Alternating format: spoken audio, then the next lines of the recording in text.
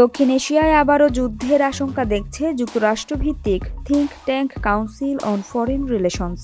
সংস্থাটির নতুন এক প্রতিবেদনে বলা হয়েছে, সন্ত্রাসী তৎপরতা বৃদ্ধি পেলে 2026 সালে ভারত ও পাকিস্তানের মধ্যে সশস্ত্র সংঘাতের ঝুঁকি তৈরি হতে পারে। খবর এনডিটিভি। গত রোববার প্রকাশিত প্রতিবেদনে বলা হয়, মার্কিন পররাষ্ট্রনীতির বিশেষজ্ঞদের নিয়ে করা এক জরিপে এই মূল্যায়ন উঠে এসেছে। এতে চলমান আঞ্চলিক উত্তেজনা ও সাম্প্রতিক সংঘর্ষগুলোর প্রেক্ষাপট তুলে ধরা হয়েছে।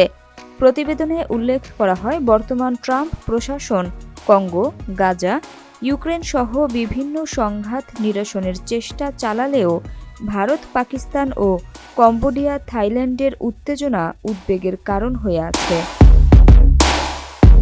প্রতিবেদনে স্মরণ করিয়ে দেয়া হয়, চলতি বছরের মে মাসে কাশ্মীরের পেহেলগামে ভয়াবহ সন্ত্রাসী হামলায় 26 জন নিহত হওয়ার পর ভারত ও পাকিস্তানের মধ্যে 3 দিনের একটি সামরিক সংঘাত ঘটে। 6 মে রাতে ভারতীয় সেনাবাহিনী অপারেশন সিন্দুর নামে পাকিস্তানি ভূখণ্ডে অভিযান চালায়।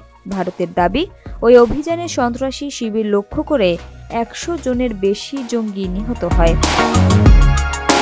পাল্টা হামলায় 7 থেকে 10 মে পর্যন্ত পাকিস্তান সশস্ত্র ড্রোন দিয়ে ভারতের সামরিক ও বেসামরিক লক্ষ্যবস্তুতে হামলা চালায়। পরে ট্রাম্প প্রশাসনের হস্তক্ষেপে 10 মে উভয় দেশ যুদ্ধবিরতিতে সম্মত হয়। সিএফআর আরও জানায়, চলতি বছর পাকিস্তান ও আফগানিস্তানের মধ্যেও সীমান্ত উত্তেজনা বেড়েছে। অক্টোবরে কাবুলে টিটিপি প্রধান নূর ওয়ালি মেহসুদকে লক্ষ্য করে পাকিস্তানের বিমান হামলার পর পরিস্থিতি আরও জটিল হয়।